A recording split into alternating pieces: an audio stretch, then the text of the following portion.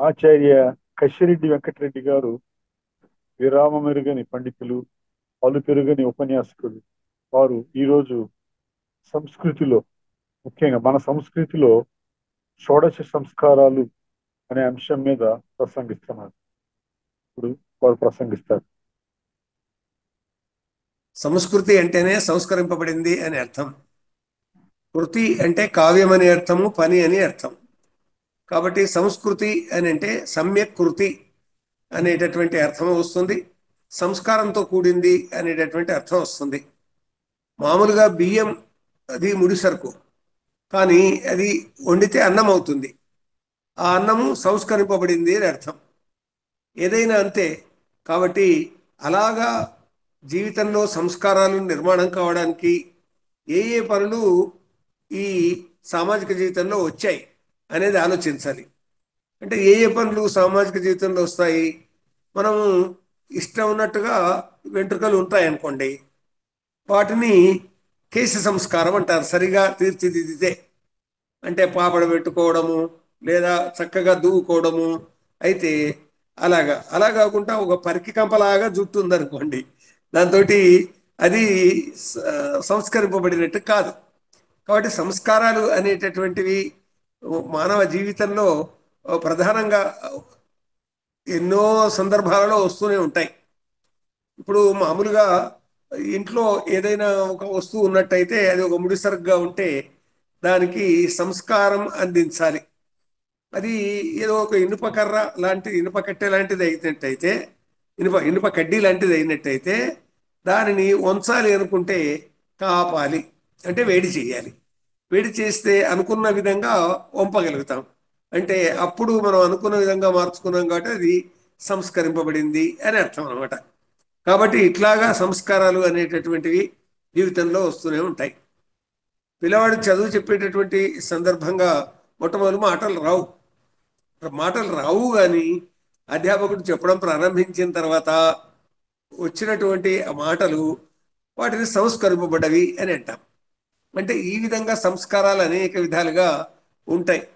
స్నాన పాన వ్యవహార ఇవన్నీ కూడా వాటి భారతీయ కుటుంబ జీవనంలో, అంటే మన సంస్కృతిలో, అంటే భారతీయ సంస్కృతిలో షోడశ సంస్కారాలు అనేటటువంటివి ఆపస్తంభ బోధాయన మొదలైనటువంటి మహాత్ములు తర్వాత వచ్చినటువంటి వారు కొన్ని సంస్కారాలను సామాజిక జీవితానికి అందించారు. అలా అందించినటువంటి ఈ సంస్కారాలు, వీటిని నిత్యం పాటించడం, అంటే ఏ సందర్భంలో, ఏ వయస్సులో ఏది ఎలా పాటించాలి అనేటటువంటిది. మామూలుగా పుట్టిన సందర్భంలో బొడ్డు కోయడం, తల్లి నుంచి బిడ్డను వేరు చేయడానికి బొడ్డు కోయడం అంటే ఒక సంస్కారం అందించడానికి. కాబట్టి ఇలాగా అనేక విధాల సంస్కారాలు ఉన్నాయి. అయితే వాటిల్లో 16 సంస్కారాలు ప్రత్యేకంగా చెప్పబడ్డాయి. అలా చెప్పబడినటువంటి ఈ సంస్కారాలలో ఇవి కుటుంబ జీవితంలో ప్రధానంగా ఆచరించడం అనేటటువంటిది ఉంది. కుటుంబం అంటే ఓ తల్లి, తండ్రి, పిల్లలు, అంటే కొడుకులు, కోడళ్ళు, బిడ్డలు, అల్లుండ్రు, ఈ విధంగా కుటుంబ జీవితంలో ఉంటారు. మనము వసుధైక కుటుంబం అనే భావన కలిగినటువంటి ఈ వాళ్ళం, భారతీయ సంస్కృతిలో ఉన్నటువంటి వాళ్ళం. ఈ వసుధైక కుటుంబం అనేటటువంటి భావన ఈ ఒక గొప్ప శ్లోకం ప్రచారంలో ఉంది. అయం నిజ పరోవేత్తి గణనా లఘుచేతసాం ఉదార చరితానాంతు వసుధైవ కుటుంబకం అని. వీళ్ళు నా వాళ్ళు, వీళ్ళు పరాయి వాళ్ళు అనేటటువంటి భావన ఎవరికైతే ఉంటుందో వాళ్ళు అల్ప మనస్కులు, అంటే వాళ్ళ ఇరుకు మనస్సు కలిగినటువంటి వారు, విశాలమైన మనస్సు కలిగినటువంటి వారు కాదు. కానీ ఉదాత్త చరితానంతు, ఉన్నతమైన ఉత్తమమైన గుణశీలాలు కలిగినటువంటి వాళ్లకు వసుధైక కుటుంబకం, ప్రపంచమంతా ఒకే కుటుంబం అని. ఇది గొప్ప సంస్కారం అండి. అంటే ఈ భావాలు మానవునిలో నాటబడడం అనేది ఏవైతే ఉన్నాయో ఇవన్నీ కూడా కుటుంబంలో ఇచ్చేటటువంటి సంస్కారాలు. చిన్న కుటుంబం నుంచి ప్రపంచం అనే కుటుంబంలో నేను ఉన్నాను అనేటటువంటి ఒకనొక భావన కలగడం. అయం నిజ పరోవేత్తి గణనాలగు చేతసాం ఉదార చరితానంతు వసుధైవ కుటుంబకం అనేటటువంటిది. అయితే అలాంటి కుటుంబంలో, అంటే భారతీయ కుటుంబ జీవనంలో అనాదిగా ఉన్నటువంటి సంస్కారాలు ఏవేవి అని ఒక ప్రశ్నగానే వచ్చినట్టయితే ఈ సంస్కారాల వల్ల వ్యష్టి సమష్టిగా మారతాడు. వ్యష్టి సమష్టి, సమష్టి పరమేష్టిగా మారతాడు ఈ సంస్కారాల వల్ల. సరిగ్గా రామాయణ భారత భాగవతాలకు సంబంధించి రామాయణం వ్యష్టిని తీర్చిదిద్దుతుంది, అంటే వ్యక్తిని తీర్చిదిద్దుతుంది. భారతం సమష్టి సిద్ధాంతాన్ని అందిస్తుంది, అంటే 10 మంది కలిసి ఉంటే ఎలా ఉండాలి అని చెప్పేటటువంటిది. భాగవతం పరమేష్టి వైపుగా పొమ్మంటుంది. ఎంత బాగుందండి చూడండి ఒకసారి. రామాయణం వ్యష్టి సంస్కారాన్ని అందిస్తుంది, భారతం సమష్టి సంస్కారాన్ని అందిస్తుంది, భాగవతం పరమేష్టి వైపుగా చూడమంటుంది. పరమేష్టి అంటే ఆ పరమాత్మ, అంటే ప్రపంచం అంతా ఒకే ఆత్మ అని కానీ మనం అనుకుంటే యూనివర్సల్ సోల్ అంటే పరమాత్మ విశ్వాత్మ. ఆ విశ్వాత్మలో జీవాత్మ ఒక్కడు. ఈ జీవాత్మ 10 మంది కలిసి ఉంటే సాంఘికాత్మ, సోషల్ సోల్. కాబట్టి సాంఘిక ఆత్మ విశ్వాత్మగా పరిణమించడానికి రామాయణ భారత భాగవతాలు దోహదం చేస్తాయి అనేటటువంటి విధంగా అధ్యయనం చేసినటువంటి పెద్దల వల్ల వింటున్నటువంటి అంశం. కాబట్టి ఇక్కడ ఈ మానవ జీవితంలో ఈ సంస్కారాలు ఏ విధంగా ఉంటాయి అనేటటువంటి ప్రశ్న వేసుకుంటే, మొట్టమొదటి సంస్కారం భార్య భర్త. మనకు చాలా గొప్ప శ్లోకం కాళిదాస్ అందించినటువంటిది. ఆది దంపతులైనటువంటి పార్వతీ పరమేశ్వరులే మనకు ఈ కుటుంబ జీవితాన్ని అందించారు అనేటటువంటిది. వాగర్థావివ సంపృక్తౌ వాగర్థ ప్రతిపత్తయే జగత పితరవు వందే పార్వతీ పరమేశ్వరవు అని. వాక్కు అర్థము ఎట్లా విడదీయకుండా ఉంటాయో అదే విధంగా పార్వతీ పరమేశ్వరులు ఆ విధంగా ఉంటారు అని. అంటే సతీపతులు భార్యాభర్తలు ఆ విధంగా ఉండాలి అనేటటువంటిది. ఆ విధంగా ఉండేటటువంటి జీవితం ఎప్పుడు ప్రారంభమవుతుంది అంటే వివాహం అయిన తర్వాత మొట్టమొదటి సంస్కారం ఏమిటి అని అంటే గర్భాధాన సంస్కారం. ఏమిటి గర్భాధాన సంస్కారం అంటే పురుషుడు స్త్రీ వీళ్ళు సతీపతులు భార్యాభర్తలు అయిన తర్వాత వీళ్ళు కలిసి కాపురం కొనసాగించేటటువంటి రోజు గర్భాధాన సంస్కారం ప్రారంభమైందని అర్థం అనమాట. ఆ దానము, ఇది దానం కాదు అంటే ఎవరికో ఏదో ఇచ్చినటువంటిది కాదు. ఆధానం అంటే ఉంచుట అని అర్థం అనమాట. అంటే స్త్రీ పురుషుని యొక్క ఈ రేతస్సును ధరించడం అనేటటువంటి అర్థం వస్తుంది గర్భాధానం అనేటటువంటి దానికి. కాబట్టి ఈ సంస్కారం మనసు కలిసి భార్యాభర్తలు జీవించడానికి ఆధారభూతమైనటువంటిది ఇది సతీపతుల యొక్క సంస్కారం. అందువల్ల దాని గర్భాధానం అనే గర్భ ఆధానం, ఆధానం అనేటటువంటి ఆ పదానికి ధరించడం అనేటటువంటి అర్థం ఉంది. కాబట్టి ఈ విధంగా పతి ద్వారా సతి బీజాన్ని ధరించడం అనేటటువంటిది ఇది మొదటి సంస్కారం, గర్భాధానం అనేటటువంటిది. ఎందుకంటే కుటుంబ జీవితం ప్రారంభమయ్యేటటువంటి స్థితి, ఆ తర్వాత వారికి సంతానం కలుగుతుంది. ఆ సంతానం కలగడానికి ఆధారభూతమైనటువంటిది ఇందులో ప్రేమ అనండి, కామము అనండి, ఇది ధర్మబద్ధంగా ఉండాలి అనేటటువంటిదిగా ఈ భారతీయ కుటుంబ జీవనం ఆశించింది. అలా ఆశించినటువంటి కారణంగానే దీనికి గర్భాధాన సంస్కారం అనేటటువంటి పేరు వచ్చింది. ఇది సృష్టికి మూలమండి, అంటే వికసించడానికి. ఏ పశుపక్షాదులు కావచ్చు, ఇంకేవైనా కావచ్చు, పురుషుడు స్త్రీ అనబడేటటువంటివి ప్రాణులలో ఏ ప్రాణిలో ఉన్నా కానీ ఆ జాతి వికసించడానికి, ఆ ప్రాణి సమూహం వికసించడానికి ఆధారభూతమైంది. కాబట్టి మానవుల్లో ఈ భార్యాభర్తలకు ఇచ్చినటువంటి మొదటి సంస్కారం ఏమిటి అంటే గర్భాధానం, శోభనం రోజు అని పైగా మనం చెప్పొచ్చు. సరే, అక్కడి నుంచి ప్రారంభం అవుతుంది. ఈ జీవితంలో ప్రేమ ఉంటుంది, ఆప్యాయత ఉంటుంది, అనురాగం ఉంటుంది, ఒకరికొకరు ప్రాణం ఇచ్చిపుచ్చుకునేటటువంటి విధంగా ఉంటుంది. ఆ తర్వాత పిల్లలు కలుగుతారు, వాళ్ళ మీద ప్రేమ ఉండడము అనేటటువంటిది, మా పిల్లలు అనేటటువంటి ఒక భావన. కాబట్టి ఈ మొట్టమొదటి సంస్కారం ఇది గర్భాధానం అండి. అంటే గర్భధారణ అయిన తర్వాత స్త్రీ కొరకు చేసేటటువంటి సంస్కారాలు ఉంటాయి.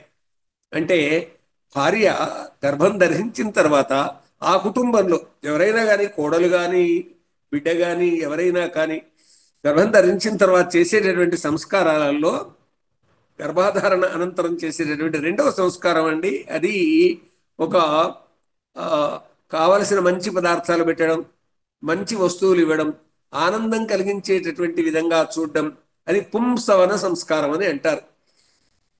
కాళ్లకు పసుపు పూస్తారు, నొసలున కుంకుమ పెడతారు, అమ్మలక్కలు వస్తారు, గాజులు వేస్తారు, కొత్త బట్టలు కట్టిస్తారు, కొన్ని శక్తిని ఇచ్చేటటువంటి కొన్ని మంత్రాలు చదువుతారు, పాటలు పాడతారు, ఆనందడోలికల్లో ఊయలలుగుతారు అన్నంత బాగా పుంసవన కార్యక్రమాన్ని జరుపుతారు. గర్భాధారణ అనంతరం గర్భవతికి చేసేటటువంటి ఒక రకంగా చెప్పాలంటే అర్చనా క్రియ. అంటే ఆమె పూర్వం ఒక్కతే, కానీ ఇప్పుడు ఆమె గర్భస్థ శిశువు ఉన్నాడు కాబట్టి ఆ శిశువుకు ఇది ఒక దోహద క్రియ. కాబట్టి ఇది పుంసవన సంస్కారం అనేటటువంటి విధంగా అంటారు. ఇంకా ఎంతవరకు వెళ్ళిపోయిందంటే దీని అర్థం చెప్పడం, పుమ్ అనేటటువంటి శబ్దానికి పురుషుడు అనే అర్థం కాబట్టి ఆ ఆమెకు మగ సంతానం కలగాలి అనే ఉద్దేశంతో చేసేటటువంటి సంస్కారం ఇదని కొంతమంది వ్యాఖ్యానం చేశారు.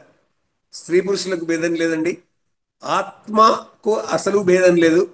ఆ ఆత్మ స్త్రీగా జన్మిస్తుందా, పురుషునిగా జన్మిస్తుందా, పురుషునిలోనికి పోతుందా, స్త్రీలోనికి వెళుతుందా అనేటటువంటిది అది ఇదే కలగాలి అనేటటువంటి కోరిక ఏమీ లేదండి. తప్పకుండా ఈ పుంసవనంలో కొంతమంది వ్యాఖ్యానం చేశారు, పురుషుడు జన్మించాలి అనే బాలుడు జన్మించాలనే ఉద్దేశంతో చేస్తున్నారు అని. కానీ పేరు పెట్టినటువంటి సవనం అంటే అది యజ్ఞం, అది శక్తి కొరకు చేసేటువంటి ఒక యజ్ఞం లాంటిది. కాబట్టి ఆ విధంగా ఆమెకు ఒక శక్తి కలగడానికి, గౌరవం కలగడానికి, ఆత్మవిశ్వాసం నిర్మాణం కలగడానికి చేసేటటువంటిది గర్భవతి అయినటువంటి స్త్రీకి. ఆ తర్వాత మళ్ళీ స్త్రీకి సంస్కారం అండి. ఎందుకొనకంటే గర్భం ధరించేది స్త్రీ, పిల్లవాడినో అమ్మాయినో మోసేది స్త్రీ. కాబట్టి ఆమె సంతోషంగా ఉండడం అనేటటువంటిది కావాలి. కుటుంబ జీవితంలో అందరూ ఎదురు చూసేటటువంటి విషయం ఏమిటి అని అంటే సంతానం కలగాలి, తమకు వారసులు రావాలి, తమకు ఉన్నటువంటి ఈ ఇంటిని, ఈ వ్యవసాయాన్ని, ఈ వృత్తి వ్యాపారాలను రక్షించేటటువంటి వాళ్ళు, పోషించేటటువంటి వాళ్ళు, ఆ తర్వాత కొనసాగించేటటువంటి వాళ్ళు కావాలి. జీవితం అండి ఇది. కాబట్టి ఆ జీవితం ఆ విధంగా కొనసాగడానికి ఒక శక్తి కావాలి. అందుకొరకు ఆ తర్వాత సీమంతోన్నయనం అనేటటువంటి విధంగా పుంసవనం చేసిన తర్వాత మళ్ళీ కొన్నాళ్లకు సీమంతోన్నయనం చేస్తారు ఈ అమ్మాయి, గర్భవతి అయినటువంటి అమ్మాయికి. అంటే కుటుంబంలో ఆమె భార్యాభర్తలు ఉన్నారు, భార్య ఈమె, తన సీమంతోన్నయనం సీమంతిని అయింది అని అంటే అర్థం అదండి. కాబట్టి సీమంతోన్నయనం చేత ఆమెకు ఆత్మవిశ్వాసం ఏర్పడుతుంది. కాబట్టి ఆమె అప్పటి నుంచి తన యొక్క కేశాలను ఎత్తిపట్టి కట్టుకుంటుంది. అంటే అంతవరకు వేలాడినటువంటి జుట్టు ఏదైతే ఉంటుందో దానిని వెనుక వైపు ఎత్తిపట్టి కట్టుకునేటటువంటి ఒకానొక సంస్కారం ఇది సీమంతోన్నయనం. ఇక్కడ కూడా పసుపుతో, కుంకుమతో, రకరకాల పదార్థాలతోటి, ఆరోగ్యాన్ని కలిగించేటటువంటి ఆహార పదార్థాలతోటి, ఆ తర్వాత నలుగురు కలిసి పాటలు పాడడం అనేటటువంటి విధంగా ఒక శక్తిని, ఆత్మవిశ్వాసాన్ని కలిగించేటటువంటిదండి ఈ సీమంతోన్నయనం అనేటటువంటిది. ఇక తర్వాత సుఖ ప్రసవ నిమిత్తం చేసేటటువంటి దోహదక్రియ ఒకటి ఉంటుంది, అది జాతకర్మ. ఈ జాతకర్మ ఏమిటి అని అంటే సుఖప్రసవం కలిగిన తర్వాత ఒడ్డు కోయక ముందే, అంటే ప్రసవ సందర్భంగా చేసేటటువంటి జాతకర్మ అనేటటువంటి చేస్తారు. అంటే ధైర్యం కలిగించడం అన్నమాట. ఎందుకంటే సృష్టిలోకి మరొక ప్రాణి వస్తుంది, అలా వచ్చినటువంటి ఆ ప్రాణిని కాపాడుకోవాలి, ఆమెలో ఆత్మవిశ్వాసం కలగాలి, ఈ పురిటి నొప్పులు అనేటటువంటి దానివల్ల కలిగేటటువంటి బాధ నుంచి దూరం కావాలి. నేను ఒక జీవికి, అంటే పిల్లలు దేవుడు చల్లని వారే, కళ్ళ కపట మెరుగని కరుణామయులే అని అంటామే, ఆ రకమైనటువంటి భావన కలిగేటటువంటి విధంగా జాతకర్మ చేస్తారు. సుఖప్రసవ నిమిత్తం చేసేటటువంటి దోహదక్రియ ఇది మంత్రసాని ఉండొచ్చు, ఆయా ఉండొచ్చు, అమ్మలక్కలు ఉండొచ్చు, ఎవరు ఉన్నా కానీ ధైర్యం కలిగించేటటువంటి విధంగా అట్లా లోకంలోకి ఈ శిశువు జన్మ కొరకు చేసేటటువంటి జాతకర్మ బొడ్డు కోయక ముందే చేస్తారు ఇది. తర్వాత నిష్క్రమణం, ఇది ఈ ఐదవది నిష్క్రమణం. అంటే ఇదేమిటిది? శిశువును ఇంటి నుండి, ఈ శిశువు పుట్టిన తర్వాత కొన్నాళ్లకు 12వ రోజు ముఖ్యంగా చేసేది. ఈ 12వ రోజు శిశువుని తీసుకొని బయటికి వస్తారు. అంటే అంతవరకు ఉన్నటువంటి విధంగా కాకుండా శిశువును అందరికీ చూపించేటటువంటి విధంగా బయటికి తీసుకొని రావడం అనేటటువంటిది జరుగుతుంది. ఇంటి నుండి బయటికి తేవడం 12వ రోజు జరుగుతుంది. మామూలుగా 3 రోజులకు పురుడు పోయడం ఇవన్నీ వేరే సంస్కారాలు ఉన్నాయి. కానీ చెప్పినటువంటి 16 సంస్కారాలకు భిన్నంగా ఉండేటటువంటి మరికొన్ని సంస్కారాలు కూడా మనం తెలుసుకోవడానికి అవకాశం ఉంటుందండి. కాబట్టి ఇక్కడ మనం గుర్తుంచుకోవాల్సినటువంటి అంశము, ఇక్కడ నిష్క్రమణం, శిశువును ఇంట్లో అటు ఇటు తిప్పుతూ ఇంటి నుంచి బయటికి తిప్పుకొని రావడం అనేటటువంటిది 12వ రోజు జరిగేటటువంటిది.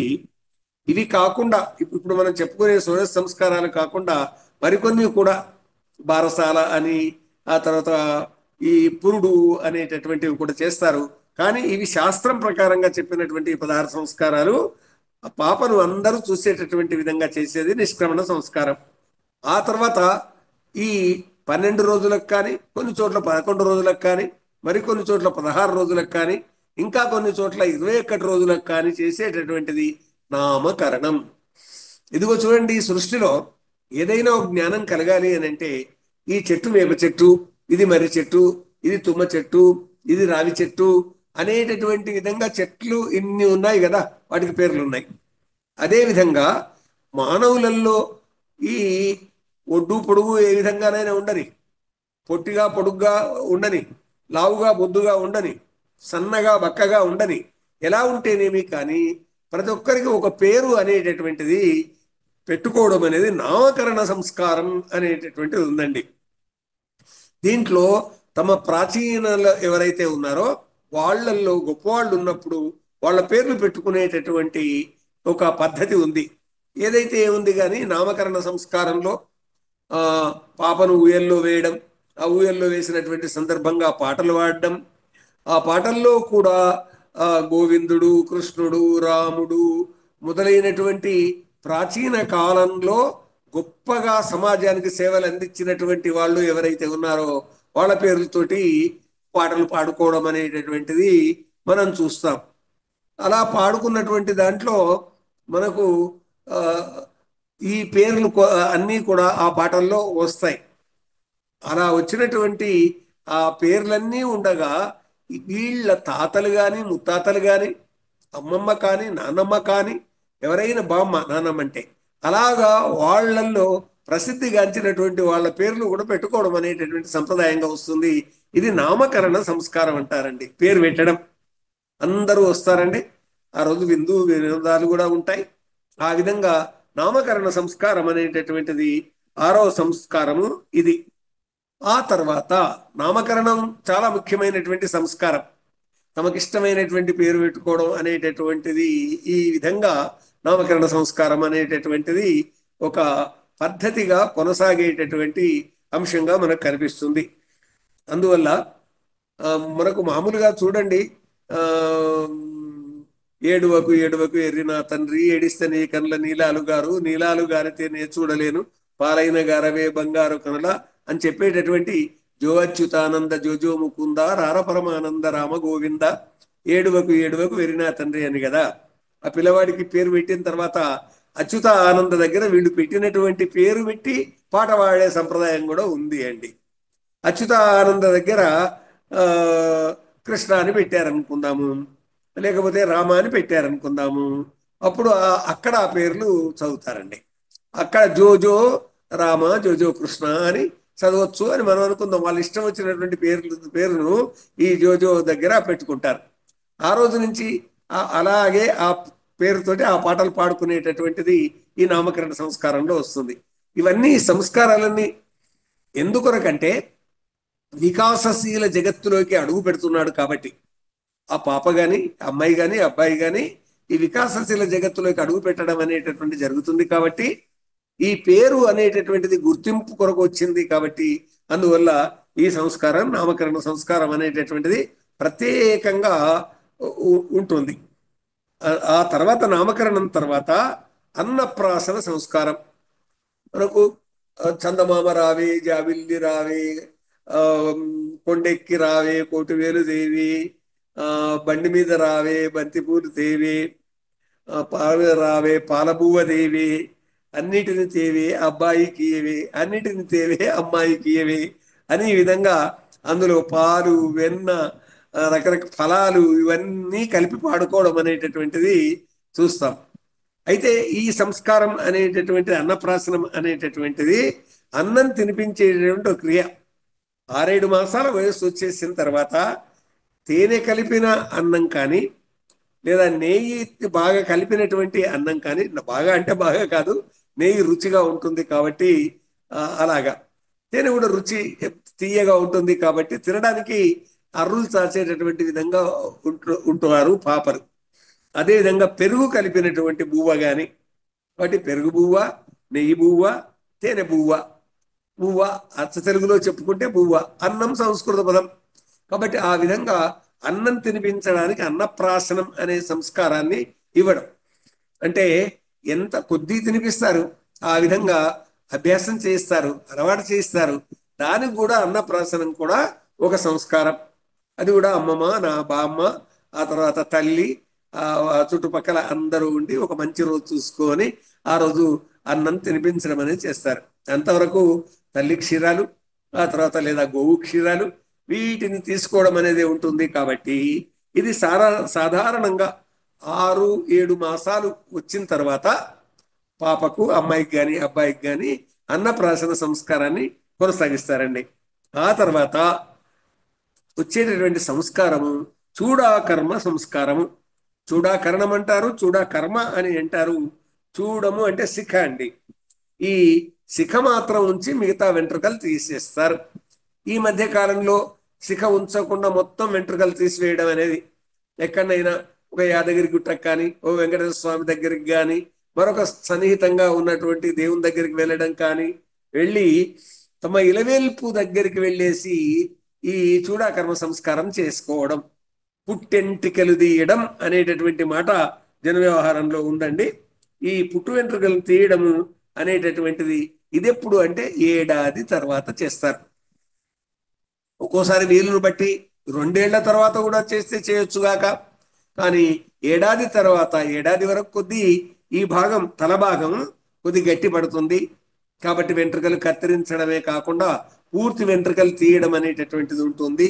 కాబట్టి ఆ కత్తి గాయం కాకుండా ఈ మాడ భాగం, ఈ తల భాగం గట్టి పడుతున్న తర్వాత చేసేటటువంటిది చూడాకర్మ సంస్కారం అండి. కాబట్టి ఈ చూడాకర్మ సంస్కారంలో పెద్దలు చెప్తారండి, అంటే పురోహితులు కానీ ఈ సంస్కారాలు తెలిసినటువంటి వాళ్ళు కానీ చెప్తారు, శిఖ మాత్రం తీయొద్దంటారండి. ఇక్కడి భాగంలో ఉండే శిఖ అంటే పై భాగంలో ముడి వేయడానికి శిఖను ఉంచి మిగతా వెంట్రుకలు తీయాలి అనేటటువంటిది. కానీ అది ఇప్పుడు చాలా మంది ఏం పాటించడం లేదు. మొత్తం వెంట్రుకలు తీసేయడం అనేటటువంటిది ఉంటుంది, పుట్టు వెంట్రుకలన్నీ తీసేయడం అనేది ఉన్నది. కానీ శాస్త్రంలో చెప్పినటువంటి దాని ప్రకారంగా శిఖ ఉండాలి అనేటటువంటిది ఒకటి మనం గుర్తుంచుకోవాల్సినటువంటి అవసరం ఉంది. ఇది దాదాపుగా ఏడాది తర్వాత. ఆ తర్వాత వచ్చేటటువంటి సంస్కారంలో కర్ణవేద అంటే చెవులు కుట్టడం. ఓం భద్ర కర్ణేవి శృణుయామదేవ అని వేదమంత్రాలు చదువుతూ చేసేటటువంటిది అయ్యున్నా కానీ వేదమంత్రం ప్రధానం కాదు అక్కడ. కానీ ఇక్కడ చెవులు కుట్టడం అనేటటువంటిది ఇది ఏమిటిది? నాగరికత పెరిగిపోయి విదేశీ ప్రభావం మన మీద పడి, పాశ్చాత్య ప్రభావం పడిన తర్వాత అమ్మాయిలకైతే చెవులు కుట్టడము దీనిని ఎవరూ వ్యతిరేకించలేదు. కానీ మగపిల్లలకు కూడా చెవులు కుట్టడం ఏమిటిది? చిన్నప్పుడు తర్వాత కొందరు ముక్కు కుట్టడం అనేటటువంటిది, ముక్కు పుల్ల పెట్టడానికి ముక్కు కుట్టడం, చెవులు కుట్టడం, ఇలాంటి సంస్కారాలకు కర్ణవేద అనేటటువంటిది. కొందరు అపహాస్యం చేయొచ్చుగాక, ఎందుకు అని అనవచ్చుగాక. కానీ ఆక్యుపంక్చర్ వైద్య విధానాన్ని బాగా అనుసరించేటటువంటి చైనా మొదలైనటువంటి దేశాలను అధ్యయనం చేసినటువంటి శాస్త్రజ్ఞులు కొందరు మనిషికి హఠాత్తుగా నడుము వంగడం, ఎముకలు వంగడం అనేటటువంటి ధనుర్వాతం అనేటటువంటి జబ్బు రాకుండా ఇది కాపాడుతుంది అని ఈ మధ్య కాలంలో కొంతమంది వైద్య శాస్త్రజ్ఞులు నిర్ణయించారండి. కాబట్టి కర్ణవేద అనేటటువంటి దాని వెనుక, అంటే చెవులు కుట్టడం అనేటటువంటి దాని వెనుక చెవులు కుట్టిన తర్వాత కూడా ఇందులో రాగి పుల్ల పెట్టడం లేదా స- బంగారు పుల్ల పెట్టడం ఇలాంటివి సంప్రదాయంలోకి ఒక ఆ, వచ్చి వచ్చి కూర్చున్నాయి. ఇవి కూడా ఎందుకొరకు అని అంటే ఈ ధనుర్వాతం రాకుండా ఈ రాగి ఉపయోగపడుతుంది, స్వర్ణము కూడా ఉపయోగపడుతుంది అనేటటువంటిది నిర్ణయించడం జరిగిందండి. పెద్దలు ఇది కూడా శాస్త్రజ్ఞుల ద్వారా నిర్ణయించిందే. కానీ కొంతమంది ఇది అనాగరికులు చేసేటటువంటిది, ఎప్పుడో వెనకటికి ఎవరో ప్రారంభించింది అని. కానీ ఇవన్నీ కూడా సామాజిక జీవితంలో మానవ జీవన వికాసానికి చేసే సంస్కారాలు. పేరు పెట్టినప్పుడు పాడిన పాటల వల్ల కానీ, ఆ పేరుకున్నటువంటి బలం వల్ల కానీ, ఆ పేరు కలిగినటువంటి వ్యక్తికి ఉన్నటువంటి పూర్వ చరిత్ర వల్ల కానీ, పేరులో ఏముందిలే అని తీసి పారేయడం జరగొచ్చుగాక. కానీ ఈ సంస్కారాలలో అంతర్భాగంగా వచ్చినటువంటిదే కర్ణవేధ, చెవులు కుట్టడం అనేటటువంటిది. కాబట్టి ఈ చెవులు కుట్టడం దాని వల్ల ఈ ఆరోగ్య ప్రయోజనాలు ఉన్నాయి అనేది ఇంకా బాగా అధ్యయనం చేయవచ్చు. ఆ తర్వాత కర్ణవేద తర్వాత వచ్చేటువంటి సంస్కారం, అబ్బాయి కానీ అమ్మాయి కానీ కొంత ఎదిగారు, ఎదిగిన తర్వాత అక్షరాభ్యాసం అని అంటాం చూడండి. ఇప్పుడు మనం అది కూడా సంస్కారం. అది అది కూడా కాదు, అదే సంస్కారం, గొప్ప సంస్కారం. ఆ శ్రీకారంతో మొదలు పెడతారా, ఓంకారంతో మొదలు పెడతారా, ఓం శ్రీ సరస్వత్యై నమః అనేటటువంటి దాంతో మొదలు పెడతారా, ఏ వాళ్ళ ఇష్టాలు, వాళ్ళకు ఉన్నటువంటి ఇలవేల్పులను అనుసరించి, ఎవరి ధర్మము మతము సంప్రదాయాన్ని అనుసరించి ఏ పేరుతో అయితేనేమిటిది, దీనికి వేదారంభం అనే సంస్కారానికి పేరు. వేదం అంటే జ్ఞానం, కాబట్టి ఆ జ్ఞానాన్ని ఆరంభం చేయడం అని, శ్రీకారం పెట్టించడం అని మనం చూస్తుంటామండి. తెలుగునాట ఇటు బాసరకు వెళతారు, అటు సరస్వతి ఆలయాలకు వెళతారు, తర్వాత తమకు దగ్గరగా ఉన్న ఇటు యాదగిరిగుట్ట కానీ, లేకుంటే అటు శ్రీశైలానికి కానీ, కాదు తిరుమలకు కానీ వెళ్ళి ఈ శ్రీకారం పెట్టించడం అనేది చేస్తారు. అంటే అక్షరాభ్యాసం చేయించడం అనేది సర్వసాధారణంగా సరస్వతి ఆలయాలకే వెళ్ళడం అనే సంప్రదాయంలో ఉన్నది. ఓం శ్రీ సరస్వతి నమః అని అంటారు, శ్రీకారంతో మొదలు పెట్టిస్తారు. ఓం సిద్ధం నమః, ఓం నమ శివాయ అనేటటువంటి విధంగా కూడా రాయిస్తారు. ఓంకారం ప్రణవం కాబట్టి, అకార ఉకార మకారాలు కలిసి ఉన్నటువంటి అక్షరం కాబట్టి ఓంకారంతోనే ప్రారంభించాలని, లేదా శ్రీకారంతో ప్రారంభించాలని, ఏదైతేనేమిటిది అక్షరాభ్యాసం చేయించాలి తప్పకుండా. ఎందుకొరకు ఈ అక్షరాభ్యాసం అంటే ఇప్పటి నుంచి చదువుల్లో పడతాడు అనేటటువంటిది. చూడండి, ఎన్ని రకాలైనా కావచ్చు, మానవ జీవితంలో ఎన్నో వికాసాలు ఉంటాయి. కానీ ఈ సంస్కారాలన్నిట్లో ఇది జ్ఞానాన్ని అందించేది. అంటే జ్ఞానం వైపుగా ఈ అబ్బాయి కానీ అమ్మాయి కానీ ఎదుగుతూ వెళ్ళాలి అనేటటువంటిది. అన్నదానం కంటే, వస్త్రదానం కంటే, గృహదానం కంటే, భూమిదానం కంటే, అన్నింటికంటే విద్యాదానం అంటే జ్ఞానదానం గొప్పది అంటారండి ఒకరు సంస్కృత శ్లోకంలో. దానిని తెలుగు పద్యంగా మారుస్తూ కర్ణశ్రీ గారు చాలా గొప్పగా చెప్పారు. కాబట్టి అన్ని దానాల కంటే విద్యాదానం గొప్పది అని తేలుతుంది. ఈ మిగతావన్నీ కూడా కరిగిపోవచ్చు, అరిగిపోవచ్చు, కాలిపోవచ్చు, లేదా కొట్లాటలకు మూలం కావచ్చు అనేది చెప్పేసి, అరిగిపోక, కరిగిపోక, కాలిపోక, చెడిపోక ఎప్పటికీ ఉండింది వికసింపజేసేది విద్యాదానమే, అన్నింటికంటే అదే గొప్ప. చూడండి, అది వేదారంభం అనండి, లేదా అక్షరాభ్యాసం అనండి, శ్రీకారం ప్రారంభించడం అనండి, ఎలాగైతేనేమి 10వ సంస్కారం ఇది. ఈ విధంగా ఈ సంస్కారం ద్వారా జ్ఞాన శరీరంగా వెలిగేటటువంటి అవకాశం ఉంది. అంటే అధ్యయనం బట్టి, బోధ బట్టి, చెప్పించే పద్ధతి బట్టి, ఆ తల్లిదండ్రులు ఆ అబ్బాయిని కానీ అమ్మాయిని కానీ పంపించేటటువంటి విద్యాలయాన్ని బట్టి ఈ సంస్కారం ద్వారా జ్ఞాన శరీరం అనేటటువంటిది కలుగుతుంది. అందుకే చూడండి, సంస్కారాలు ఇస్తూ ఇస్తూ మిమ్మల్ని కన్నటువంటి తల్లిదండ్రులను మీరు దైవంగా భావించండి. మాతృదేవోభవ, పితృదేవోభవ, ఆచార్య దేవోభవ. ఇది ఆచార్యుడు ప్రారంభం చేసేది ఇదేనండి. అదేవిధంగా అతిథి దేవోభవ. స్వామి వివేకానందులైతే ఆధునిక కాలంలో దైవం అంతటా ఉన్నాడు కదా, సర్వ ప్రాణుల్లో దైవం ఉన్నాడు కదా. మన గీతాచార్యులు చెప్పినటువంటి ఓ గొప్ప శ్లోకం ప్రకారంగా ఈశ్వర సర్వభూతానాం హృద్దేశే అర్జున తిష్టతి భ్రామయన్ సర్వభూతాని యంత్రారూఢాని మాయయా అని. అంటే ఈశ్వరుడు సర్వ ప్రాణుల యొక్క హృదయంలో ఉన్నాడని అర్థం అండి. కాబట్టి ఇప్పుడు ఒకసారి ఆలోచించండి. చీమ గాని, దోమ గాని, ఒక ఆవు గాని, ఏనుగు గాని, ఒంటె గాని, పాము గాని, ఎలుక గాని, ఏదైనా కానిగాక ఈ సర్వ జీవుల్లో కూడా మానవుడు కూడా, మానవుల్లో హృదయ స్థానంలో భగవంతుడు ఉన్నాడని. అంటే సర్వ ప్రాణుల హృదయ స్థానంలో పరమాత్మ ఉన్నది, పరమాత్మ ఉన్నాడు. జీవాత్మలో పరమాత్మ హృదయ స్థానంలో ఉన్నాడు అని. కాబట్టి ఆ విధంగా ఈ అక్షరం అభ్యాసం ద్వారా, ఈ జ్ఞానం ద్వారా ఏమిటి నేను అని తెలుసుకోవడం.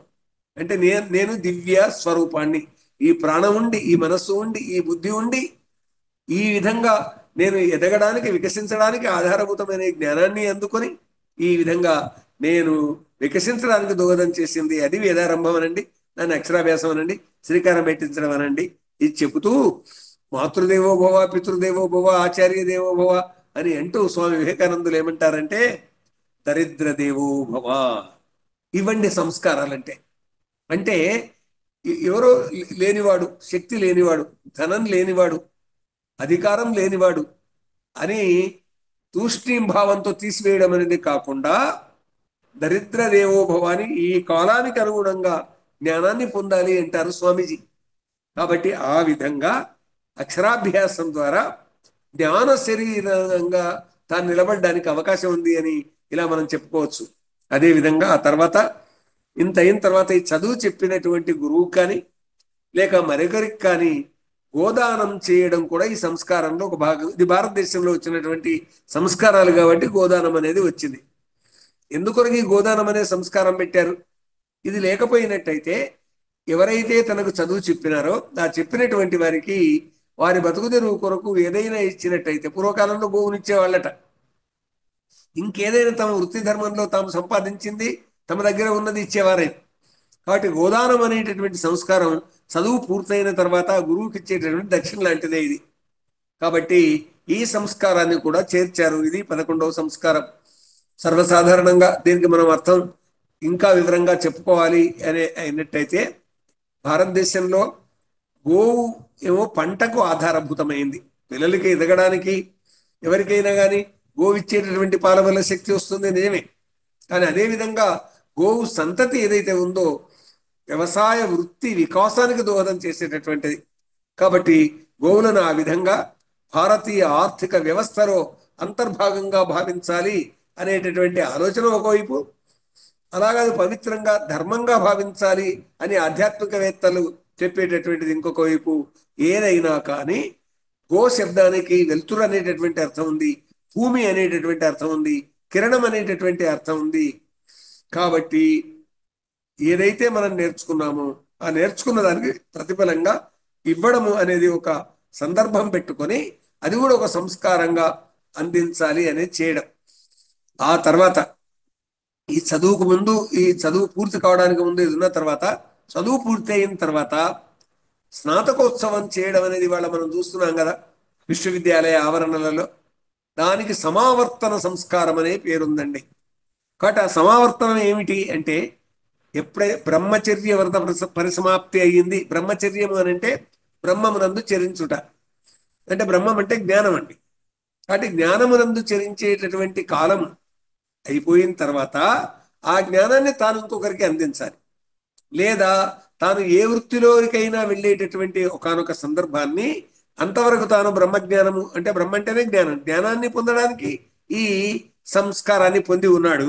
కాబట్టి అది పూర్తి అయ్యింది, తాను నేర్చుకున్నది పూర్తి అయింది. ఎప్పుడైనా కానీ ఏదైతే మనం నేర్చుకుంటామో ఆ నేర్చుకున్నది ఆచరించాలి అని. అంటే చదువు ఎందుకొరకు అంటే జ్ఞానానికి, జ్ఞానం ఎందుకొరకు ఆచరణకు అనేటటువంటి విషయాలు మనం వింటూ ఉంటాం. కాబట్టి విశ్వవిద్యాలయాల్లో కానీ ఇంకా కళాశాలల్లో కానీ స్నాతకోత్సవం పేరిట చేసి ఈ బ్రహ్మచర్య వ్రత పరిసమాప్తి అనేటటువంటిది కలిగించి గురుకుల విద్య పరిసమాప్తి అయ్యింది, ఇక మీరు మీ జీవితంలోకి అడుగు పెట్టొచ్చు, అంటే సామాజిక జీవితంలోకి అడుగు పెట్టొచ్చు అనేటటువంటి ఉద్దేశంతో ఈ సమావర్తన కార్యక్రమం చేస్తారు. ఇప్పుడు గృహస్థ ప్రవేశము, దానికి వివాహ సంస్కారం, ఉద్వాహం, వివాహం అనేటటువంటి సంస్కారం 13వ సంస్కారం ఇది. పరిణయం అనండి, తర్వాత పాణిగ్రహణం అనండి, వివాహము విశేషంగా వాహము మోయడం, అంటే ఇద్దరు కలిసి సాంసారిక జీవనంలోకి అడుగు పెట్టడం. మొట్టమొదటి మనం చెప్పుకున్నటువంటి గర్భాధానం అనేది ఇక్కడ ప్రారంభమవుతుంది. కాబట్టి ఈ పరిణయం అనేటటువంటి సంస్కారము అందించడం అనేది ఎందుకొరకు అనంటే, సామాజిక జీవనంలో ధర్మబద్ధంగా నడవాలి అనేటటువంటిది ఈ మనిషికి మాత్రమే ఉన్నది. మనిషి తాను మననం చేసేవాడు కాబట్టి ఈ ప్రాణం ఉన్నటువంటి శరీరంలో మనస్సు అనేటటువంటిది ఏది మంచి ఏది చెడ్డ అని తర్కిస్తుంది. అలా తర్కించి బుద్ధితో ఇది మంచి అని నిర్ణయిస్తుంది. నిర్ణయించి ఆనందమయమైనటువంటి జీవితంలోకి అడుగుపెట్టడానికి ఇది మార్గం అని తాను తెలుసుకుంటుంది. అందుకే తైత్తిరీయ ఉపనిషత్తులో అన్నం బ్రహ్మేతి వ్యజానాత్, ప్రాణో బ్రహ్మేతి వ్యజానాత్, ఆ తర్వాత మనో బ్రహ్మేతి వ్యజానాత్, విజ్ఞానం బ్రహ్మేతి వ్యజానాత్, ఆనందో బ్రహ్మేతి వ్యజానాత్ అని ఈ విధంగా పంచకోశాలు, అంటే మానవ జీవితంలో అన్నము ప్రధానమైనటువంటిది. అన్నము తర్వాత అన్నం ఉన్నటువంటి అన్నం తిన్న ఈ శరీరం ఎందుకు తిన్నది అంటే ప్రాణం ఉన్నది కాబట్టి. ఈ ప్రాణం ఉండి అన్నం తిన్నటువంటి శరీరాన్ని నడిపించేది ఏది? మనస్సు. ఆ మనసు పరిపరి విధాల పోతుంటే ఏది నిత్యం, ఏది సత్యం, ఏది ధర్మం అని చెప్పేది ఏది? బుద్ధి. దాన్నే విజ్ఞానం. ఈ బుద్ధి ఎందుకొరకు నిన్ను నడిపిస్తున్నది? ఆనందం కొరకు. ఎవరి ఆనందం కొరకు? నీ ఆనందం కొరకు, ప్రపంచం యొక్క ఆనందం కొరకు. ఎంత బాగుందండి చూడండి, ఒక్కొక్కటి ఒక్కొక్కటి ఏ విధంగా మానవ జీవితంలోకి అడుగు పెట్టడం అనేటటువంటి దానికి, ఎంత వికాసశీలమైనటువంటి జగత్తులోకి అడుగు పెట్టాలని ఎట్లా చెప్తున్నారనేది మనకు తెలుస్తుంది. కాబట్టి వివాహ జీవితం ఇది విశేషంగా పోయడం అనేది. అయితే ఈ వివాహానికి మన పెద్దలు చెప్పిందే అనండి, లేకుంటే శాస్త్ర గ్రంథాల్లో ఉన్నటువంటిదే అనండి, ఇక్కడ యువతీ యువకులు ఇద్దరు పరస్పరం ఇష్టపడి వివాహం చేసుకోవచ్చు. అలాగా ఇష్టపడి వివాహం చేసుకుని గాంధర్వ వివాహం అంటారు. అలా కాకుండా పైశాచ వివాహం ఒకటి ఉంది, అంటే మొత్తం అష్టవిధ వివాహాలు. ఈ అష్టవిధ వివాహాల్లో పైశాచ వివాహం అంటే పిశాచాల వివాహం లాంటిది అని. అమ్మాయికి కానీ అబ్బాయికి కానీ త్రాగించి వాళ్ళు తమ మనస్సులో తాము లేనప్పుడు, తమ శరీరం మీద తమకు ధ్యాస లేనటువంటి స్థితిలో వివాహం జరిపించడం లేదా చేసుకోవడం అనేటటువంటిది ఏదైతే ఉంటుందో, ముఖ్యంగా బలవంతాన వధువుకు మద్యం తాగించి మత్తులో ఉన్నటువంటి సందర్భంగా అన్యాయంగా, అన్యాయం అధర్మం అనండి, ఏదైనా అనండి, ఆ విధంగా వివాహం చేసుకుంటే అది పైశాచిక వివాహం అంటారు. అలా కాకుండా వధువును అపహరించి తీసుకొని పోయి వివాహం చేసుకుంటే అది రాక్షస వివాహం అంటారు. ఇద్దరూ ఇష్టపడి పెళ్లి చేసుకుంటే గాంధర్వ వివాహం అంటారు. ధనమిచ్చి వివాహం చేసుకుంటే ఆసురీ వివాహం అంటారు. పెద్దలు చెప్పింది ప్రాజాపత్యము, ఆర్షము, బ్రాహ్మ్యం, ఈ మూడు కూడా కొద్ది తేడాతోటి పెద్దల అంగీకారంతో, ధర్మశాస్త్రాల అంగీకారంతో జరుపుకునేటటువంటి వివాహాలను అది ఆర్ష వివాహం కానీ, బ్రాహ్మ వివాహం కానీ, ప్రాజాపత్యం కానీ, ఈ విధంగా ఉంటాయి మొత్తం అష్టవిధ వివాహాలని. ఏది ఏమైనా పెద్దలు చెప్పిన యువతీ యువకులు వధూవరులు ఇద్దరు ఇష్టపడ్డటువంటి వివాహం పెద్దలు అంగీకరించింది, వాళ్ళు ఇష్టపడింది, అది శ్రేయస్సును కలిగిస్తుంది అనేది మనం భావించాలండి. ఈ విధంగా 13 సంస్కారాలు వరుసగా ఇది వ్యక్తిత్వ వికాసానికి, కుటుంబ నిర్మాణానికి, సమాజ వికాసానికి ఈ విధంగా ఈ సంస్కారాలు దోహదం చేస్తాయి మన సంస్కృతిలో అని చెప్పుకోవచ్చు. ఆ తర్వాత వివాహం అయిన తర్వాత సాంసారిక జీవనంలో వాళ్ళు వృత్తి ధర్మంలో ఉంటారు. వాళ్ళు ఏ వృత్తినైనా స్వీకరించవచ్చు. ఉపాధ్యాయులు కావచ్చు, కర్మాగారంలో పనిచేయచ్చు, వ్యవసాయం చేయొచ్చు, వ్యాపారం చేయొచ్చు, ఏ ఉద్యోగమైనా చేయొచ్చు, వీర భటులు కావచ్చు, దేశాన్ని పరిపాలించే నేతలు కావచ్చు. ఏదైనా ఒక వృత్తి ధర్మంలో తాము ఉంటూ అది జీవనానికి ఆధారంగా నిలవగా సమాజ శ్రేయస్సు కొరకని పని చేయాలి. ఏ విధంగానైతే శరీరంలో ఉన్నటువంటి సర్వాంగాలు శరీర వికాసానికి దోహదం చేస్తాయో అదేవిధంగా నేనున్న దేశంలో దేశ వికాసానికి నేను దోహదం చేయాలి. అది నా వృత్తి ధర్మము. నేను ఏ వృత్తిలో ఉన్నా సరే, కారు నడిపించవచ్చు, జట్కా నడిపించవచ్చు, రిక్షా నడిపించవచ్చు, బస్సు నడిపించవచ్చు, రైలు నడిపించవచ్చు, విమానం నడిపించవచ్చు. ఏదైనా కానీ, ఏ పనైనా కానీ తాను లోక శ్రేయస్సు కొరకు చేసేదే అది. అంతేకాదండి, భారతీయ సాహిత్యంలో విశ్వశ్రేయ కావ్యం అంటే ఇప్పుడు మనం చెప్పుకునే ఏ వాక్యాలు అయితే ఉన్నాయో, ఏ అంశాలు ఉన్నాయో, ఇవన్నీ ప్రపంచ శ్రేయస్సుకు దోహదం చేయాలి. తన పని కూడా తన వికాసానికి, తన కుటుంబ వికాసానికి, తన సమాజ వికాసానికి, తానున్న దేశ వికాసానికి దోహదం చేసేటటువంటి విధంగా ఉండాలి. కాబట్టి వివాహ జీవితం ఈ విధంగా గొప్ప సంస్కారం ఇది.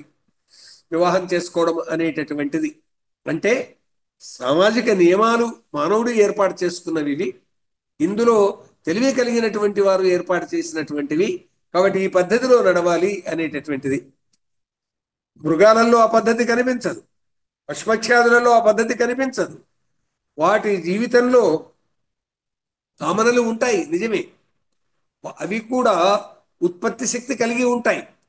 కానీ వాటికి ఈ మనస్సు లేదు కాబట్టి, ఈ వాక్కు లేదు కాబట్టి, ఇది ధర్మం, ఇది శాస్త్రం అని తెలియదు కాబట్టి, అందువల్ల మానవుడే ఈ ధర్మశాస్త్రాలు తాను తయారు చేసుకున్నాడు.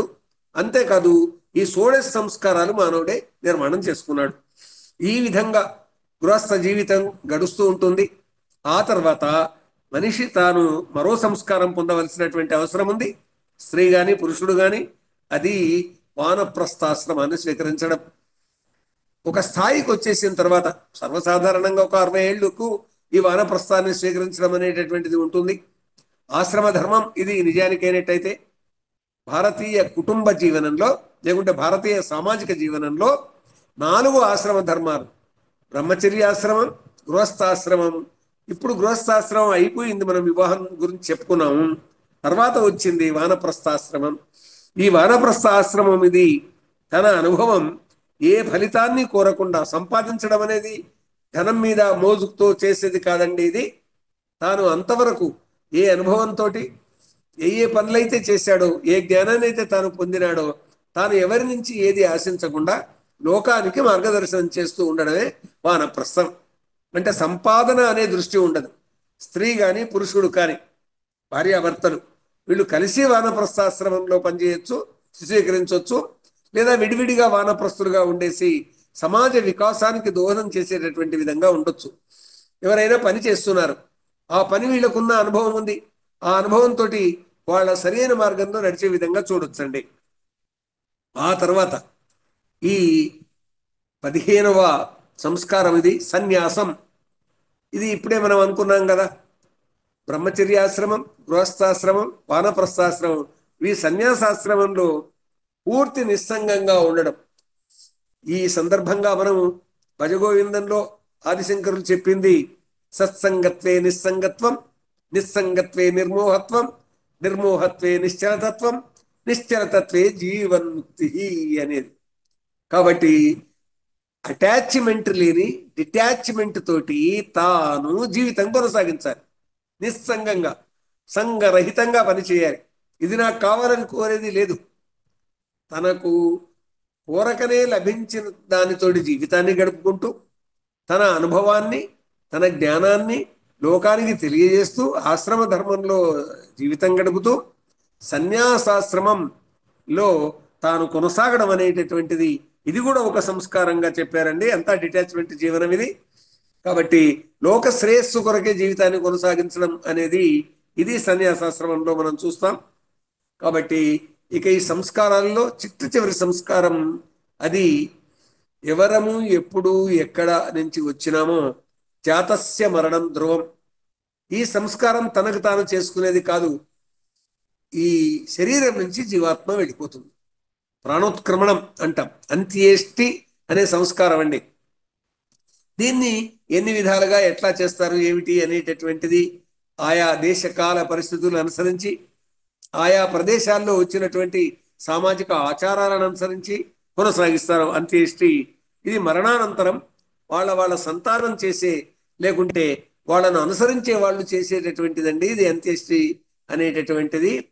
ఈ విధంగా ఈ సంసారం అనేటటువంటి ఈ దివ్యమైనటువంటి వృక్షం, దీనికి వేదం చెట్టుబోదే అని, పురాణాలు కొమ్మలు అని, యాగాలు యజ్ఞాలు చదువులు వృత్తులు ఇవన్నీ పువ్వులు అని, చిట్ట చిరు ఫలం ఏంటి మోక్షమని, ఈ మహావృక్షం పేరు విష్ణువు ఈ వృక్షానికి ఆధారమని, జీవితంలో జయాన్ని సాధించడమే అనేటటువంటిది చివరిది ముక్తి అని. ఏమిటి ముక్తి అనేటటువంటి ప్రశ్న ఒకసారి శ్రీరమణులను అడిగితే, రమణ మహర్షిని అడిగితే స్వామివారు అన్నారంటండి, బంధాలు విడిపడడమే ముక్తి. కాబట్టి అంత్యేష్టితోటి ఈ ప్రాణం అనేది వెళ్ళిపోయింది. ఈ బంధాలన్నింటినీ వదులుకొని ఆ ప్రాణం వెళ్ళిపోయింది. ఎక్కడి నుంచి వచ్చిందో అక్కడికి వెళ్ళిపోయింది. ఏ చైతన్య శక్తి విశ్వవ్యాప్తమై ఉందో ఆ చైతన్యం నుంచే ఈ చైతన్యం వచ్చింది, మళ్ళీ ఆ చైతన్యంలోకి వెళ్ళిపోయింది. ఈ శరీరం అనేటటువంటిది శీర్ణం జీర్ణం అయిపోయి ఈ మట్టిలో కలిసిపోయింది. ఇది ఈ 16 సంస్కారాలు. కానీ ఈ 16 సంస్కారాలు కాకుండా లోక వ్యవహారంలో ఉన్నటువంటి వాటిల్లో 8 ఏళ్ల లోపుగా ఉన్నటువంటి కొంతమంది ఉపనయనం అనే సంస్కారం జరుపుకుంటారు. అదేవిధంగా సౌమ్యం అనే ఇది కూడా దాదాపుగా ఇలాంటివి. ఇవి కూడా ఆశ్రయం అనేది జరుపుకుంటారు. వైశ్వదేవం అనేది, ఇవన్నీ కూడా బ్రహ్మజ్ఞానం నిమిత్తము వేదజ్ఞానం నిమిత్తం జరుపుకునేటటువంటి వాటివి. తర్వాత చెప్పుకునేటటువంటి వాటిల్లో ఇళ్లల్లో ఉండేటటువంటి ఆయా కుటుంబాల్లో ఉన్నటువంటి చీరే సారె పెట్టే సంస్కారం, అమ్మాయిని అత్తగారింటికి పంపేటప్పుడు సారె పెట్టడం, అల్లుడిని పిలవడం, ఇవన్నీ కూడా ఆ 16 ఇవి లేవండి. కానీ జన వ్యవహారంలో ఈ సంస్కారాలు కూడా అందించడం. కాబట్టి ఈ విధంగా తర్వాత నిశ్చితార్థం, వరపూజ, మంగళ స్నానం ఇలాంటివంటి పెళ్లికి అటు ఇటుగా వివాహంలోనే అంతర్భాగంగా వస్తాయి. కానీ సంస్కారాలన్నీ కూడా ఇప్పటికీ నడుస్తున్నాయి. అంతేకాకుండా ఒక దీక్ష పొందడానికి యజ్ఞోపవీత ధారణం చేయడం, తర్వాత బాలింతను సంతానం కలిగిన తర్వాత 11 రోజులకు 12 రోజులకు బావి దగ్గరికి వెళ్ళి బావిని ముట్టించడం అనేటువంటి సంస్కారం. అమలక్కలందరూ కలిసి బాలింతను తీసుకొని బావి దగ్గరికి వెళ్ళేసి బావి నుండి నీళ్లు ఆమె చేతనే తోడించి, అంటే బాలింతగా తాను ఉన్నప్పుడు ఉన్న సందర్భంగా అప్పటికీ తాను కన్నటువంటి పాపలు ఉన్నారు, పాప బాబు ఎవరైతే ఏమి, తాను బయటికి రాకుండా ఉండడం జరుగుతుంది. కాబట్టి లోక వ్యవహారంలోనికి వచ్చి తన పనులు తాను చేసుకోవచ్చు అనే ఉద్దేశంతో ఏర్పడినటువంటి సంస్కారం ఇది. ఇప్పటికీ అక్కడక్కడ కొన్ని ఇళ్లలో కొనసాగుతుంది. అందరూ చేసేదేమీ కాదు బావిని ముట్టించడం అనేటటువంటిది. తర్వాత చూడండి, పెళ్లికి ముందు కానీ పెళ్లి తర్వాత కానీ ఏదైనా ఒక మంచి పనికి వెళ్ళేటటువంటి సందర్భంగా కానీ ఆయా మందిరాలకు వెళ్ళేసి దండం పెట్టుకొని ఆశీర్వాదం తీసుకోవడం అనేటటువంటి పద్ధతి కూడా ఒక సంస్కారం కిందనే కొంతమంది చెప్తున్నారు. ఇలాంటివి చితి పేర్చడం, అదే కాకుండా వెళ్ళిపోయినటువంటి వారి కొరకు శ్రద్ధతోటి శ్రాద్ధకర్మ చేయడం అనే సంస్కారం, ఇవన్నీ షోడశ సంస్కారాల్లో లేవు. ఇవి కూడా లెక్క కడితే ఇవో 15-16 పైచిలకు అవుతాయి. కాబట్టి మానవ జీవనము అనేటటువంటిది ఇది ఒక ముడి పదార్థంగా లోకంలోకి వచ్చేసి ఉన్నా కానీ ఈ ముడి పదార్థంగా ఉన్నటువంటి ఈ జీవితంలో ఇది ఆ ముడి పదార్థము సంస్కృతిని పొంది, వినోబా భావే ఒక సందర్భంగా అంటాడండి, మనిషికి ఆకలైంది కాబట్టి ఆహారం గైకోవడం ప్రకృతి, ఆకలైందని ఒక దగ్గర ఉన్నది లాక్కొని తినడం వికృతి, ఆకలైందని తెలిసి ఒకరికి తాను పెట్టడం సంస్కృతి అని. ఈ సంస్కృతి సంస్కారం అండి. ఈ సంస్కృతి అనేటటువంటిది మనలో నిర్మాణమయ్యి ఈ సంస్కారాలు అనేటటువంటి వాటి వల్ల మనము వికాసశీల జగత్తులోకి అడుగుపెట్టి ముడి పదార్థంగా ఉన్నటువంటి ఈ మానవుడు సంస్కృతి మహిత చిత్తుడు కావడానికి ఈ సంస్కారాలన్నీ దోహదం చేస్తాయి. కాబట్టి సంస్కారం అనేటటువంటిది ఆ వ్యక్తి తాను పుట్టి అధ్యయనం చేసి అనుశీలనం చేసి తాను తెలుసుకున్నటువంటి దానిని బట్టి ఈ సంస్కారం ఇతనికి ఉన్నది అని. ఇందులో సంస్కారము కుసంస్కారం అనేటటువంటిది తప్పులు చేసేటటువంటి వాళ్లకు మంచి ఆలోచన లేకుండా కుసంస్కారం వచ్చింది అనేటటువంటి మాట కూడా మనం వింటూ ఉంటామండి. కాబట్టి మానవ జీవితంలో వికాసానికి దోహదం చేసేటటువంటి ఈ సంస్కారాలన్నింటినీ మనం ఆహ్వానిస్తాం. ఈ సంస్కారాల కారణంగా మనిషి మనిషి కలిసి బతికేటటువంటి ఒక నాగరికత ఏర్పడుతుంది. అంతేకాకుండా మనిషి వికాసానికి దోహదం చేస్తుంది. ఈ మానవుడు దివ్య మానవుడు కావడానికి ఈ సంస్కారాలు దోహదం చేస్తాయి. మనిషి సోషల్ ఎనిమల్ అనే మాట వాడుతుంటాం, అంటే జంతువే అని. కానీ మనిషి సాంఘిక పశువే కావచ్చుగాక, కానీ ఇతనికి జ్ఞానం ఉన్నది. ఈ జ్ఞానాన్ని ఎలాగా తాను వికసింపజేసుకున్నాడు అంటే సంస్కారాల వల్ల. శ్రీకారం దగ్గర నుంచి మొదలెట్టుకుంటే జ్ఞానం అనేటటువంటిది ఎప్పుడైతే తాను అధ్యయనం అనుశీలనం చేయడం మొదలుపెట్టాడో, సమాజంలో ఉన్న వ్యక్తులను అధ్యయనం చేయడం మొదలుపెట్టాడో, గ్రంథాలు చదవడం మొదలుపెట్టాడో, దాంతో సంస్కార సంపన్నుడైనాడు అంటాం. కాబట్టి సంస్కృతిలో సంస్కారాలు అనేటటువంటివి వ్యక్తిత్వ వికాసానికి, సమాజ చైతన్యానికి, విశ్వ శ్రేయస్సుకు దోహదం చేసేటటువంటివిగా మనం చెప్పాలి. అలా కాకుండా అరిషడ్వర్గాలవి పరిగెత్తేటటువంటి విధంగా మనిషి ఉంటే కామ క్రోధ మోహ లోభ ధన మద మాత్సర్యాలు ఇవన్నీ కూడా మనిషిని ఒకవైపు లాక్కొని పోతాయి, ఆశాపాశాల్లో పడవేస్తాయి. దానివల్ల సంస్కారాలన్నీ పక్కకు వెళ్ళిపోతాయి. అందువల్ల మనిషి తన మనోనిగ్రహంతో, ఆత్మనిగ్రహం అంటారు, మనోనిగ్రహం అంటారు, తాను ఏదైతే అధ్యయనం చేసి నియంత్రణ చేసుకొని మనస్సును తాను ఆ నిగ్రహంతో ముందుకు వెళ్ళడానికి ఈ సంస్కారాలన్నీ దోహదం చేస్తాయి. మానవుడు దివ్య మానవుడు కావడానికి సంస్కారాలు అనేటటువంటివి తప్పనిసరిగా అని మనం భావించాలి. మర్యాదలు, మన్ననలు, అలవాట్లు, సదాచారాలు ఇవన్నీ కూడా ఈ సంస్కారాల ద్వారానే వస్తాయి. అందువల్ల తల్లి తండ్రి మనకు ఇచ్చినటువంటి ఈ శరీరం ఏదైతే ఉందో, ఈ శరీరాన్ని నడుపుతున్న ప్రాణం ఏదైతే ఉందో, ఆ ప్రాణం ఉన్న ఈ శరీరాన్ని నడిపేది మనస్సు. కాబట్టి ఆ మనస్సులోకి వీటిని తీసుకొని బుద్ధి ద్వారా ఇది ఇందులో ఉన్న గొప్ప విషయం ఏంటి, ఏది సత్యం ఏది నిత్యం అని తెలుసుకొని సంస్కృతి సంపన్నుడు కావాలి, సంస్కార సంపన్నుడు కావాలి మానవుడు. అప్పుడు తన అందరూ నా వాళ్లే అనేటటువంటి ఒక భావన కలుగుతుంది.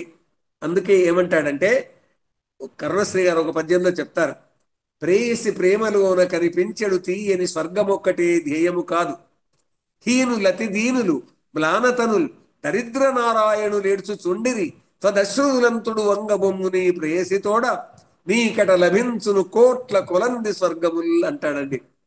సంస్కారం ఈ విధంగా ఉన్నటువంటి సందర్భంగా మనిషి ఇలాగా కేవలం నేను నా భార్య అనేటటువంటి భావన కాకుండా ఎవరైతే దుఃఖాలలో ఉన్నారో వాళ్లను ఆదుకునేటటువంటి విధంగా వెళ్ళడం అనేది సంస్కారం.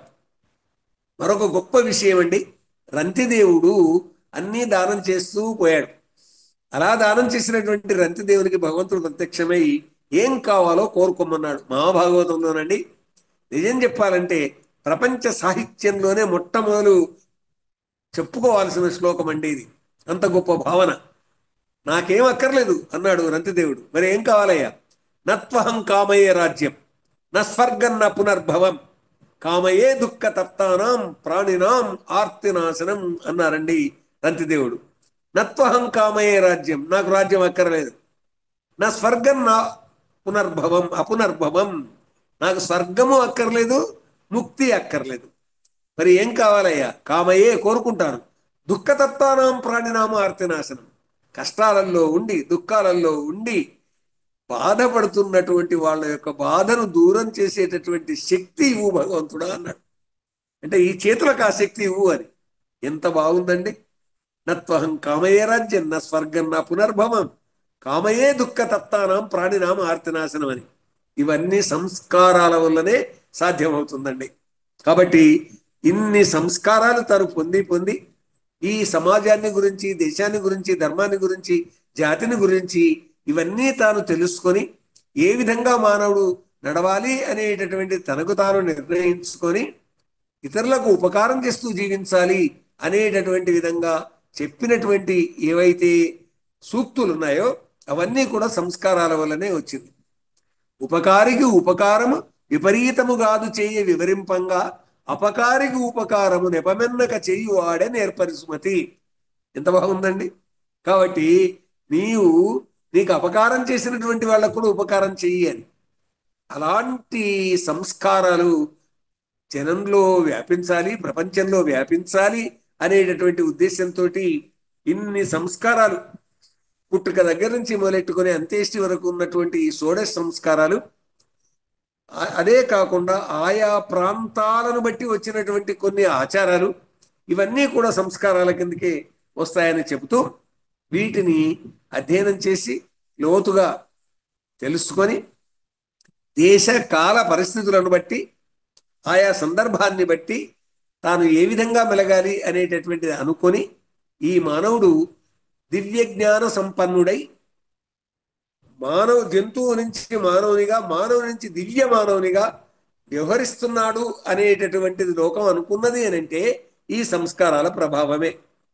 కాబట్టి ఒక దేశం మీద మరొక దేశం దాడి చేయడం కానీ, ఒక మనిషిని మరొక మనిషి అణచివేయడం కానీ, అంతా నాకే కావాలి అనేటటువంటి దురాశ భూతం తలనెక్కి తైతక్కలాడడం కానీ ఏదైతే చేస్తున్నారో, ఎవరైతే ఇప్పటికీ చేశారో వాళ్ళంతా కుసంస్కారం. కాబట్టి అలా కాకుండా మంచి సంస్కారాలు అనేటటువంటివి మానవుని ఒక దివ్య మానవునిగా తీర్చిదిద్దుతాయి. పశువు నుండి మానవుడు, మానవు నుంచి దేవత లేదా దివ్య మానవుడు, అటువైపుగా వెళ్ళడానికి ఈ సంస్కారాలు దోహదం చేస్తాయని చెబుతూ ఈ సంస్కృతి, ఈ సంప్రదాయాలు అనేటటువంటివి బాగా అధ్యయనం చేసి ఏ గ్రంథాలు మనకు ఇంకా ఈ సంస్కారాలు ఏం నేర్పాయి అనేటటువంటిది ఆలోచించినట్టయితే కుటుంబ జీవనంలో చెప్పుకున్నటువంటి ఈ 16 సంస్కారాలు అంటే వ్యక్తి దగ్గర నుంచి మొదలెట్టుకొని, పుట్టుక దగ్గర నుంచి మొదలెట్టుకొని అంత్యేష్టి వరకు అంటే చితి ఎక్కేంత వరకు ఉన్నటువంటి సంస్కారాలన్నీ కూడా వికాసశీల జగత్తులోకి మనిషిని తీసుకుపోయేటివి. అవి దృష్టిలో పెట్టుకొని మానవుడు సంస్కార సంపన్నుడు కావాలని కోరుకుందాం అని చెబుతూ ఈ అవకాశం నాకు ఇచ్చినటువంటి సంస్కృతి బంధువులకు ధన్యవాదాలు చెప్తూ, సంస్కృతి ఈ మీడియా దర్శనానికి నేను ధన్యవాదాలు చెప్తూ సెలవు. నమస్కారం. మనకు ఇంతవరకు ఆచార్య కశిరెడ్డి వెంకటరెడ్డి గారు జీవిత చక్రంలో జరిగే ఉత్తమ సందర్భాలన్నింటికీ మనం సంతోషంగా ఎట్లా ఉత్సవ రూపంలో జరుపుకుంటాము, ఆ ఉత్సవాలని మరి మానసిక ఆనందాన్ని, శక్తిని పెంచే విధంగా ఎట్లా ఉంచుతారో, మరి మనిషి జీవితకాలం ఏ రకమైనటువంటి సంస్కారాలు పొందుతారో ఈ షోడశ సంస్కారాలు అంటే 16 సంస్కారాలని చక్కగా వివరించారు. వారికి ధన్యవాదాలు.